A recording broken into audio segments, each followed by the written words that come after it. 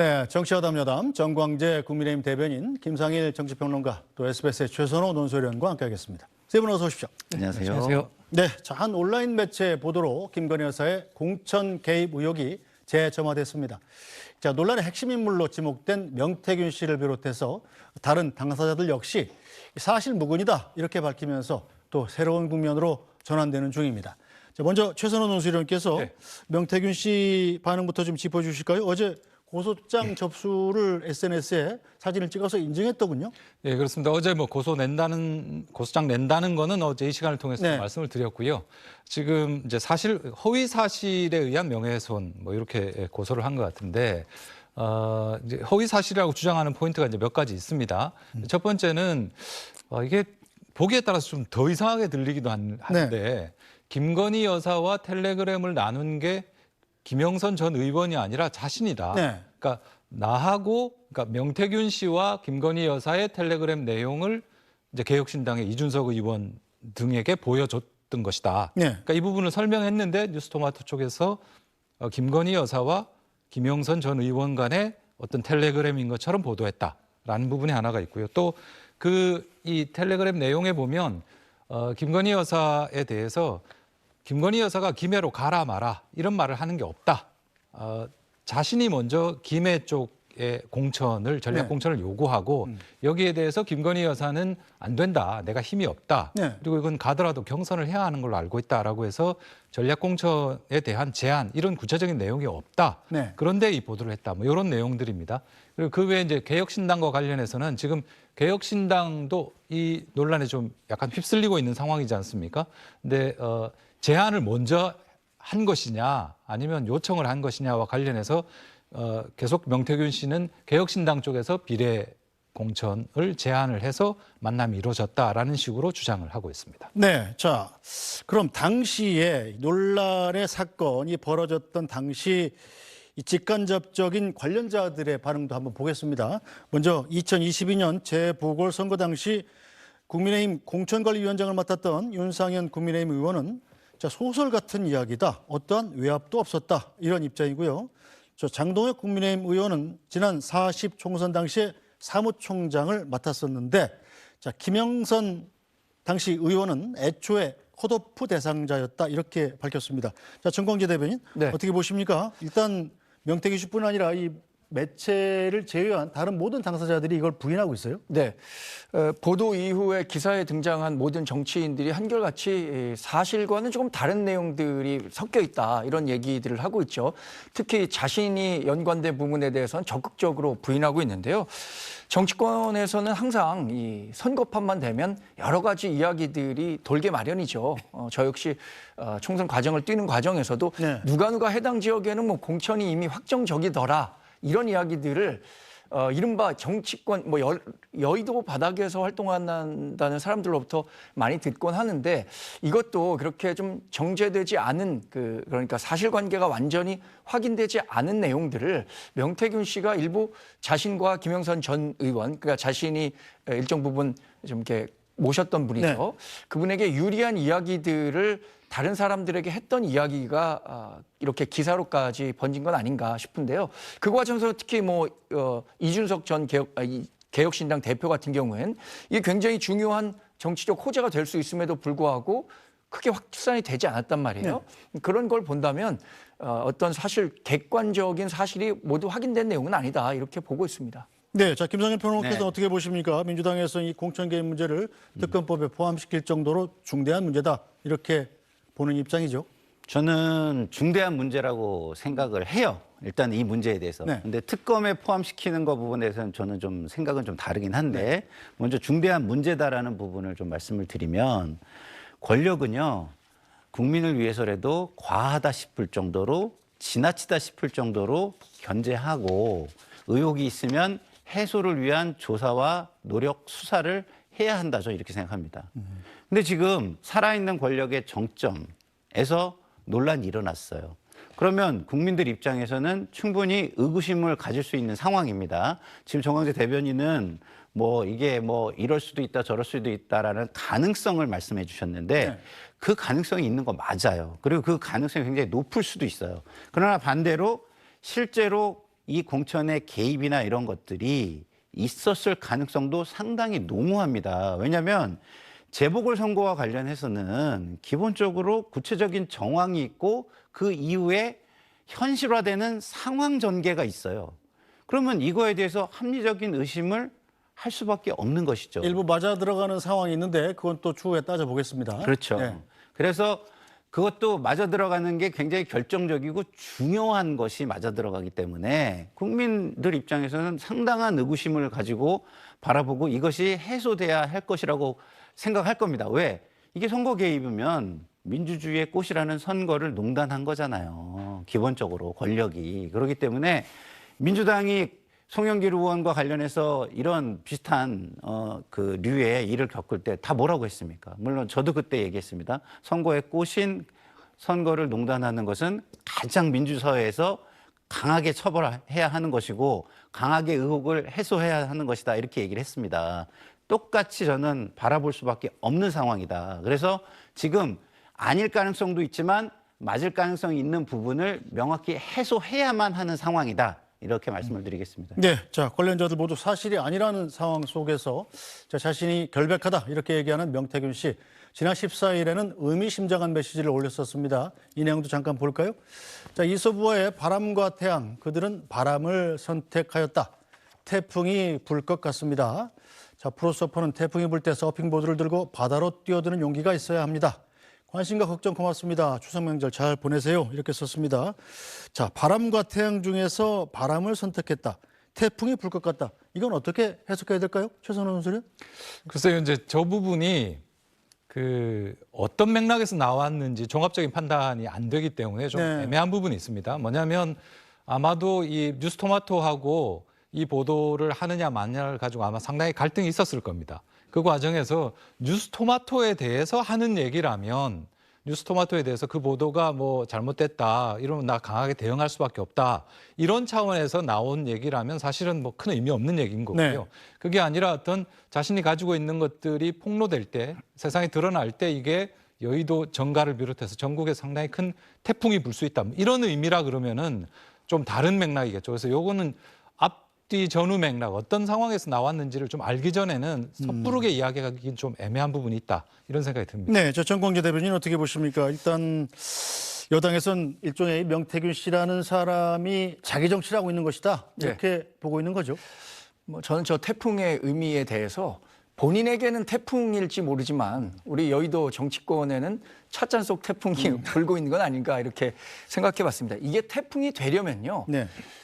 정말로 기사에서 얘기하고 있는 것들이 모두 다 객관적 증거로 바탕이 돼야 될 것 같은데 일단 김영선, 김건희 여사 간의 텔레그램 원본이 실제로 있었는지에 대해서 지금 아무도 제시하지 못하고 있는 것 아닙니까? 네.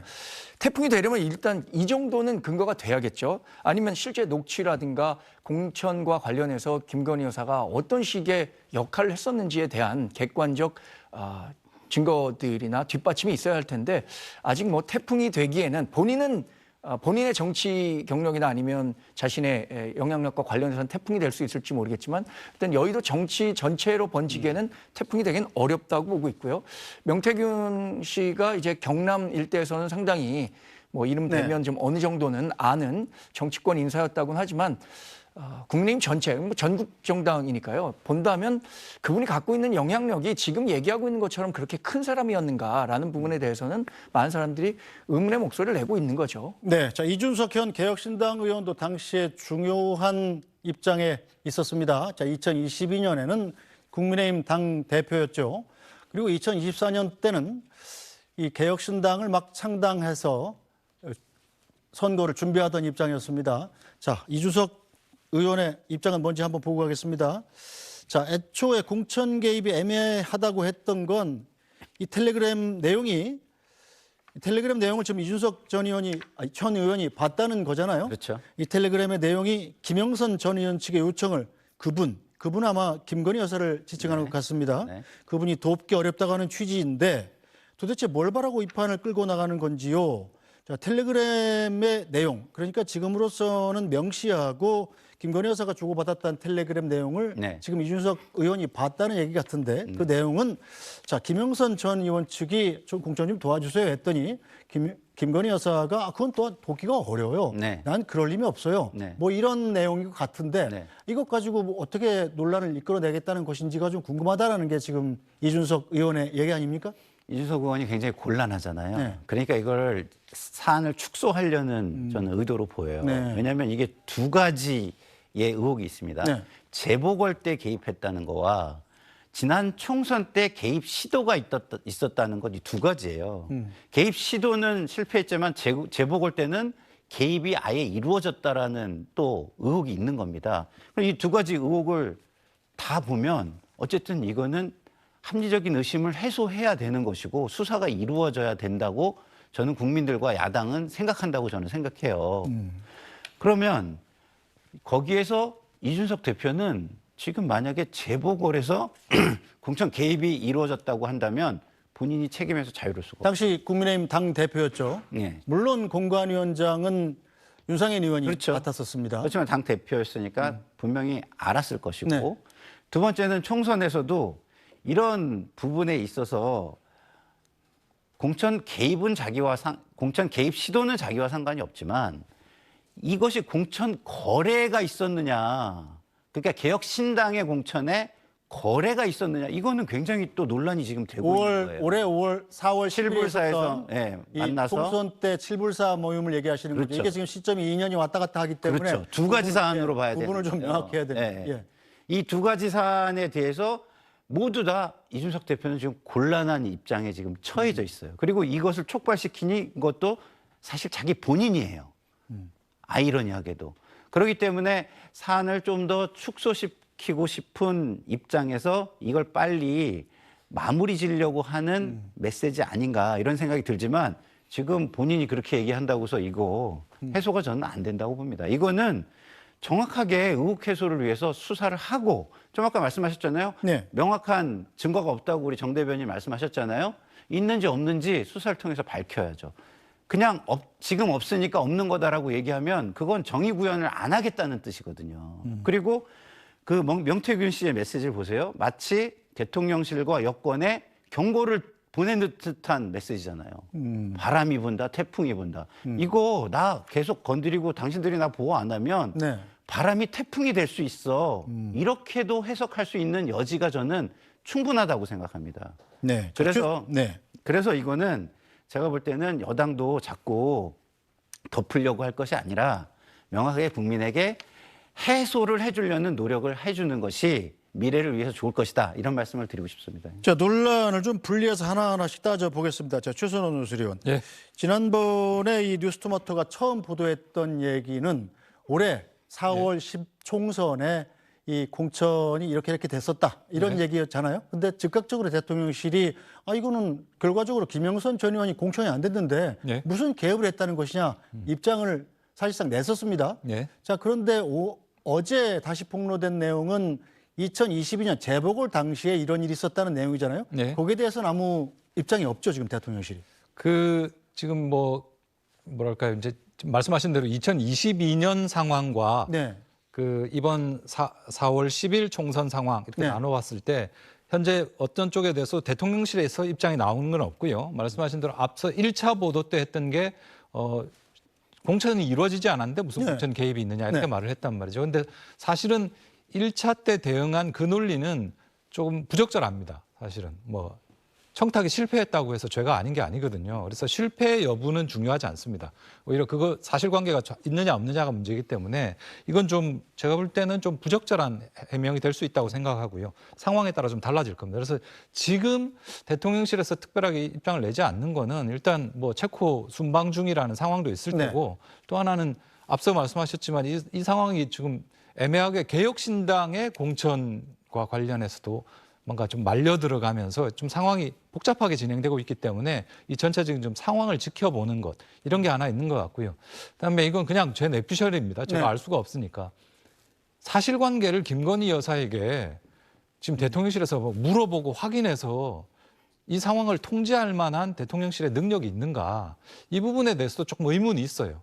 그래서 말 잘못했다가 나중에 다른 사실관계가 나오게 되면 이게 굉장히 이 통제할 수가 없는 상황이 되거든요. 그렇기 때문에 좀 대응 자체를 좀 늦추는 그런 게 아닌가. 뭐 이건 뭐 추측의 영역입니다만은 뭐 이런 여러 가지 이야기가 나오고 있습니다. 네, 뭐 정광재 대변인 네. 추측을 좀 해주시죠. 구체적인 사실관계야 뭐 김건희 여사한테 물어보기 전에 모르는 거 아닙니까? 추측을 말씀드리기는 어려울 것 같고 일단 처음 보도가 나온 이후에 대략 일주일 넘는 시간이 지났지만 아까 말씀드린 것처럼 이게 정치적인 파장이 애초에 보도됐던 것만큼 크게 확산되고 있지는 않는 것 같아요. 왜냐하면 의혹의 당사자들이 전면 부인하면서 이게 이럴 가능성이 있겠지만 실제로 관련된 사람들의 이야기를 종합해 보면 그럴 가능성은 좀 낮겠구나라는 판단을 하시는 분들이 많을 것 같다는 생각이고요. 그러니까 이 상황 관리 차원에서도 뭐 이렇게 파장이 크지 않은 사안에 대해서 모든 사안에 대해 대통령실이 섣불리 참전하는 것이 정치적으로 얼마나 도움이 되겠는가 이런 정무적인 판단을 할 것도 같습니다. 그러니까 이와 관련한 내용들이 추가 의혹이 더 많이 제기되고 국민적 의구심이 더 커진다면 대통령실도 어쩔 수 없이 어떤 단계를 거쳐서 이야기를 내겠지만 아직은 그렇지 않아도 되는 상황이라고 판단하는 것은 아닌지 생각해 보고 있습니다. 네. 자, 이렇게 관련 의혹 당사자들이 한 목소리로 사실이 아니라고 하는 상황인데, 자, 최선호 논술위원, 정작 당시 상황을 보면 묘하게 들어맞는 것들은 좀 있습니다. 물론 증명은 안 된 겁니다만, 일단 공천 발표 시기를 들여다보면 공교롭게도 모두 이 명 씨하고 통화한 이후에 정식 보도가 나왔단 말입니다. 이건 어떻게 봐야 될까요? 그러니까 지금 말씀하신 대로 스모킹건이라고 할 만한 결정적인 녹취라든지 이런 게 안 나왔어요. 네. 그래서 지금 논의가 진척이 되지 않고 있는데 엄연한 사실은 있습니다. 자, 하나하나 말씀드리면 네. 먼저 2022년 그 재보- 6.1 재보궐선거 때 예. 말씀드리면 6.1 재보궐선거에서 경남 그 창원 의창의 김영선 그 당시 이제 의원이죠. 김영선 의원이 전 의원이 공천이 되는 것이 발표가 5월 10일에 납니다. 공식 발표가. 그러니까 취임식 있는 날 오후에 나게 됩니다. 네. 그런데 지금 보도에 따르면은 이 명태균 씨가 그 전날인 5월 9일에 명태균 씨 말에 따르면 대통령과 직접 통화해서 판을 뒤엎었고 윤상현 공관위원장의 반대를 무릅쓰고 자기가 김영선 공천을 관철시켰다라고 5월 8일 날 이야기를 한단 말이에요. 5월 9일에 이야기한단 말이에요. 녹취가 있죠, 그건? 그렇습니다. 그러니까 5월 9일에 말했기 때문에 명백하게 공식 발표 전에 뭔가 발언이 있었다라는 사실 자체는 움직일 수 없는 것이죠. 네. 그리고 이번 같은 경우에도 이번에 이제 4월 10일 올해 4월 10일 총선과 관련해서 지금 어제도 이야기하고 있지만 이 칠불사 회동이 2월 29일에 있지 않습니까? 네. 근데 기억하시겠지만 지난 총선 때 국민의힘이 낙동강 벨트의 전략 공천, 그러니까 우선 추천을 한다고 해서 김태호, 서병수, 조혜진 이렇게 네. 의원을 공천을 하지 않습니까? 그렇죠. 이게 2월 중순에 이 논의가 나오고 뭐 지역에서 반발이 있고 이런 혼란이 있었습니다. 네. 이러다가 이거 공식 발표를 언제 하냐면 2월 18일 오후에 합니다. 국민의힘에서. 네. 근데 이 전에 2월 18일에 명태균 씨가 이걸 알고 이번에 김영선 의원은 전략공천에서 빠졌다라는 걸 알고 이걸 어떻게 하기 위해서 보도 자료를 빨리 뿌려서 그 다음 날 김영선 의원도 낙동강으로 벨트에 합류하겠다, 김해에 가겠다라는 보도 자료를 내고 이런 움직임이 있었거든요. 네. 그러니까 공식 발표 전에 어떤 움직임이 2022년에도 있었고 이번에도 있었다는 겁니다. 성공 실패를 떠나서. 그러니까 이런 사실관계는 정황상 분명히 존재하기 때문에 이 부분에 대해서 좀 설명할 필요가 있다라는 지적들이 계속 나오는 것이고 다만 이게 지금 피하가 애매한 것이 아까 조금 전에 보신 명태균 씨 글에도 그들은 태풍을 선택했다고 할 때 그들이 누구냔 말입니다. 이게 상당히 뉴스토마토를 포괄적이죠. 말하는 예. 것인지 개혁신당을 말하는 것인지 아니면 국민의힘을 비롯한 현재 여권을 말하는 것인지 이게 애매해요. 그리고 결정적인 스모킹건이 안 나오고 있습니다. 이렇기 때문에 지금 말은 많은데 진도는 안 나가는 뭐 그런 상황인 것 같습니다. 네, 자 김선재 평론가 어떻게 보십니까? 현재 해당 언론사의 보도만으로는 뭐 최선호 논설위원 얘기한 대로 이른바 스모킹건 결정적인 증거는 아무것도 없어요. 네. 자, 그런데 명태균 씨라는 분이 이 여권의 공천 관련된 일을 네. 미리 알았던 것은 추정컨대 사실인 것 같습니다. 네. 그러니까 범죄를 100% 입증할 만한 것은 없죠. 그러나 90% 가까이 합리적인 의심을 할 만한 정황은 충분하다고 저는 보는 겁니다. 그래서 좀 전에 우리 정광재 대변인님 말씀이 이 가능성은 낮겠구나라고 할 때 제가 잘못 들었어요. 가능성이 맞겠구나. 니은이 아니라 미음을 얘기하셨을 것 같은데 낮겠구나 이러셔가지고 대부분의 국민들은요. 지금 김건희 여사가 논란을 너무 많이 일으키셔가지고 그 논란들이 굉장히 사실일 것이라고 의심하고 믿을 준비가 거의 다 돼 계세요. 제가 이 추석 민심을 이렇게 많은 분들을 한 15분 정도 제가 뵀는데 네. 만나서 얘기를 들어보면 김건희 여사와 관련해서는 대부분 이미 준비가 돼 계세요. 무슨 논란이 있으면 그 논란이 맞겠구나 라고 이렇게 하고 그렇지 않으려면 명확하게 해소를 해. 이거 완전 내로남불의 결정판 아니야? 이렇게 얘기를 하세요, 다. 그러니까 저는 여기에서 더 이게 추가되면은요, 저는 헤어나오기 어려운 국민 불신 지옥으로 들어가실 것 같아요. 예? 그렇기 때문에 저는 이거 그렇게 떳떳하시면 빨리 구체적인 상황과 함께 네. 해명하시고 설명하시고 아니라는 그 입증을 뭐 물론 이제 방어적으로 가면은 입증할 필요는 없겠지만 네. 방어적일 필요가 전혀 없으시면 빨리 입증하시고 털으셔라. 이렇게 저는 조언을 드리고 싶습니다. 네, 자 정광재 대변인. 저는 2022년에 김영선 전 의원이 해당 지역구에 공천된 과정이 네. 어떻게 하루 전에 명태균 씨가 알았을까에 대해서는 네. 그래서 저도 뭐 그 부분에 대한 의혹은 있습니다만 2024년은 조금만 정치에 관심이 있었던 분들이라면 김영선 전 의원이 하위 10% 그러니까 우리가 당내 당무감사라는 걸 하지 않습니까? 그때도 2023년 7월인가요? 당무감사가 있었었고 현역 의원과 당협위원장에 대한 당무감사 결과가 있었고 하위 10%에 대해서는 컷오프하겠다라는 말들이 공공연히 나오던 시점이었기 때문에 컷오프 될 것이라는 것을 알았다고 해서 그게 뭐 정말로 어딘가에서 믿을 만한 근거를 갖고 얘기했다고 생각하지는 않고요. 예를 들어서 경기도의 뭐 시의원 같은 경우에도 저 인근 지역구에서 그분은 컷오프 대상이다라는 것이 지역 내에서도 공공연한 사실이었거든요. 그러니까 뭐 두 가지 의혹 가운데 하나는 제가 생각해도 뭐 왜 그런 과정이 이루어졌는지는 저도 뭐 말씀드릴 수는 없겠지만 다른 하나는 충분히 정치에 관심이 있는 사람이면 그렇게라도 얘기할 수 있었을 것이라는 생각은 하고 있습니다. 아니 네. 정광재 대변인께서 네. 기자 출신이시잖아요. 네. 그러면 똑같은 사안이 2개 이상이면은 의심을 하고 기사 쓰시죠. 예? 근데 이게 다른 것처럼 지금 말씀하시면 안 돼요. 김건희 여사 관련된 2개가 이미 굉장히 구체적으로 나온 거예요. 그러면 이거는 기자가 봐도 기사 써야 되는 거고 의심을 해야 되는 거 아닙니까? 근데 그거를 분리하시려고 굳이 하시는 거는 대변인으로서 좀 보호하고 싶은 그런 의지 같은데 저는 그렇게 해서는 보호가 되지 않는다. 방어가 되지 않는다. 이렇게 생각합니다. 뭐 한 네. 말씀만 더 붙이자면 2022년과 2024년에는 지역 단위로 이루어진 보궐선거였고 2024년은 전국 단위의 선거였다는 점에서 의사결정 과정이 조금은 다른 차원에서 이루어질 수 있었다는 말씀을 드리겠습니다. 네, 뭐 이 모든 사건에 연관돼 있는 한 분이 바로 김영선 전 의원인데 공식적으로 제안하겠습니다. 김영선 전 의원 혹시 TV 보시면 다음 주에도 좋으니까요. 저희 프로에 한번 연락을 주십시오. 저 단독 인터뷰할 기회를 드리겠습니다. 아마 본인도 좀 억울한 게 많이 있으실 것 같아요. 자, 이런 가운데 이번 의혹을 보도한 언론사 취재 기자는 앞으로도 보도할 거리가 많다면서 추가 보도를 예고했습니다.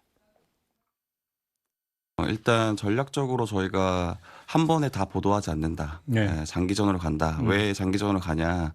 일단 여러 정황적 증거들이 있고 그걸 검증하는 시간이 필요하다. 저희가 상당히 많은 부분을 확인을 했습니다. 확인을 했고 명태균 씨가 윤석열 대통령과 통화한 내용 그리고 김건희 여사와 통화한 내용을 들려줬다라는 거를 그걸 들은 사람이 DC뿐만 아니라 굉장히 많습니다. 사실 뭐 저희가 취재를 더 하고 있는 것들이 있는데 다른 건들도 여러 가지 정황들이 있어서 네. 저희 검증하고 있는 단계입니다. 그럼 그거는 또 김영선 의원이 아니라 다른 사람의 공천 문제입니까? 네.